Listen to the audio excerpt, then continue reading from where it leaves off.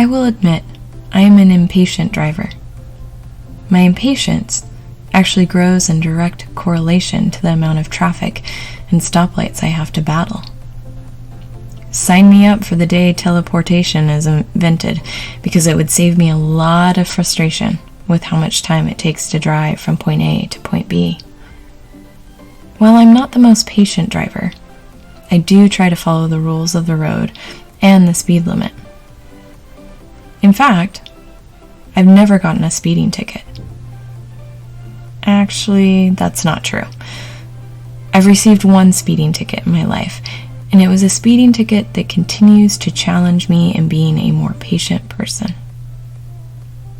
Welcome to Limitless Thoughts, a podcast from Limitless Life Counseling where we explore questions, thoughts, ideas, and emotions. If you've missed our other episodes, you can check them out wherever you find your favorite podcasts. I would love you to become a follower and share this podcast with others. Another way you can help us provide educational podcasts is to become a patron. If this option speaks to your heart, you can find more information at patron.podbean.com/Limitless Life Counseling. This link is also available in our episode description. Together, we can bring more light to the world.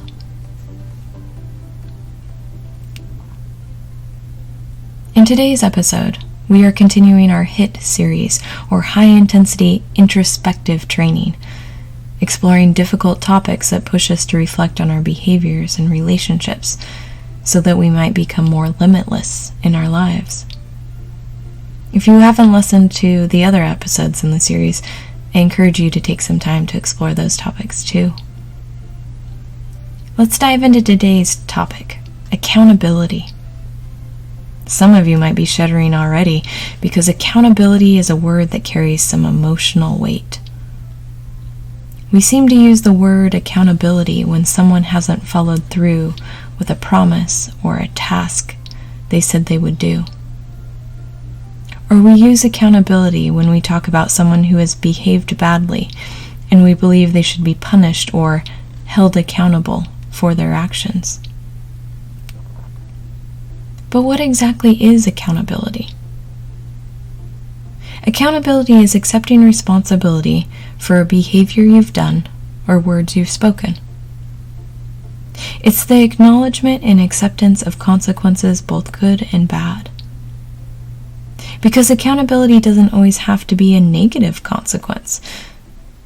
Accountability can also be the acknowledgement and acceptance of having completed a part of your job to a high degree of professionalism.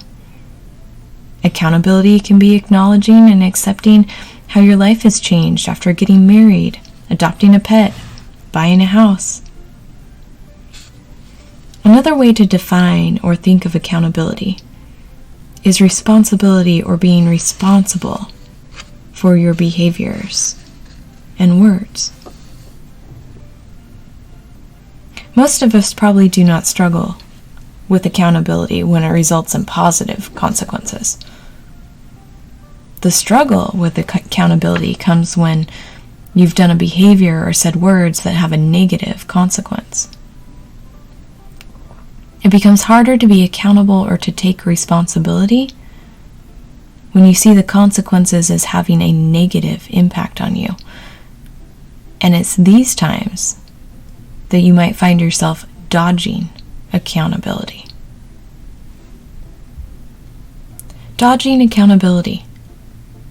Dodging it with justification or trying to prove why you said those things or did those things. Dodging accountability by blaming or criticizing others, blaming your schedule, blaming the weather. Or using deflection, avoidance, denial of your behavior, your words. Maybe you become defensive, defending your behaviors and words as an attempt to change the consequences. Or maybe it's becoming a victim, so you might somehow get a free pass on the consequences of your behavior, your words. All these ways of dodging accountability Do you find yourself identifying with one? Have you seen others use these tactics? Probably examples that come to mind for most of us is politicians, high-profile entertainers, or athletes who get caught doing a behavior or caught having said something, and the result, as they spin, duck, and weave their way out of the consequences. We can all try to be self-righteous and pointing the finger at others who struggle with accountability. But as we point our finger, the other 3 fingers are pointing back at ourselves. We all struggle with accountability. Why is that? Why is it hard to be accountable? Or more specifically, why is accountability, when it results in negative consequences, hard? Maybe it's because when you face negative consequences, you might also experience shame, guilt, embarrassment. Or maybe it's the fear of judgment that might come from other people or your own self-judgment. Maybe it's having to admit you were wrong, that you made a mistake, that you're being selfish, that you're demonstrating behaviors and words counter to your character, your moral code. All of those reasons sound like things to avoid. So why would you decide to be accountable, regardless of whether the consequences are positive or negative? Because accountability demonstrates a desire to learn and grow, to become a better version of yourself even when it's painful. Dodging accountability does the opposite. It limits your ability to do anything but repeat the behaviors and words that have created the negative consequences to begin with. Do you remember at the first of this podcast, I told you I received a speeding ticket that has challenged me to become more patient in my life? When I was handed the ticket, I was given 3 different options. Number 1, I could contest the ticket and tell a judge why I shouldn't have to pay $155. 2, I could pay the ticket and move on with life.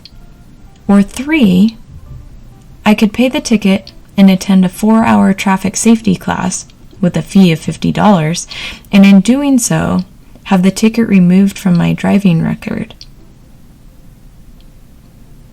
Contest the ticket and possibly not pay the $155. Pay the ticket, or pay the ticket and attend a class. I'm curious. What option would you pick? And why would you pick that option?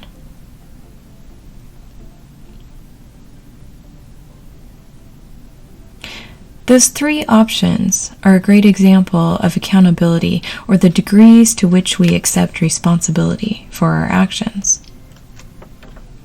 The first option dodges all accountability. I was speeding. Going before a judge and making excuses by blaming the car in front of me or criticizing the system dodges the fact that I was speeding. The second option accepts responsibility with minimal effort at change, because you can pay the ticket and simply speed again with the hopes of not getting caught. The third option accepts responsibility and also opens the door for growth or change in the experience. I took the third option, not because my intention was to grow and change, but because I didn't want a traffic ticket on my driving record. But what amazed me and surprised me is I ended up growing from that experience, from that third option. And this is why. When I stepped into the room for the traffic safety class, I saw 50 other people, all with their eyes looking down. Even though we were all there for the same reason, minor traffic violations, there was a feeling of shame and embarrassment that radiated through the room. But that shame was healthy. It was healthy in this way. In that dead silent room, the police officer leading the class started with this statement. He said, "The fact you all showed up here tonight demonstrates to me, even if you're ashamed of what you did, that you all care enough about your mistake to take responsibility." And that's exactly what we were all doing. We were owning up, taking responsibility, being accountable for our behaviors.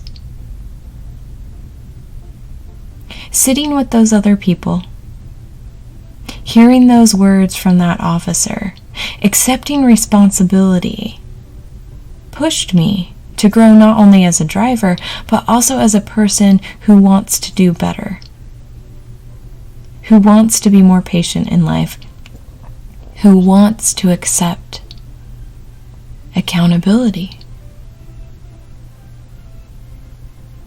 Accountability is easy when you are owning up to praise or gifts or positive consequences. Accountability for negative consequences? That's the test of whether you are willing to grow and learn even when it's painful. So how do you become more accountable? By taking responsibility for the positive and the negative in your life. Be accountable. Own it. Till next time, thanks for listening.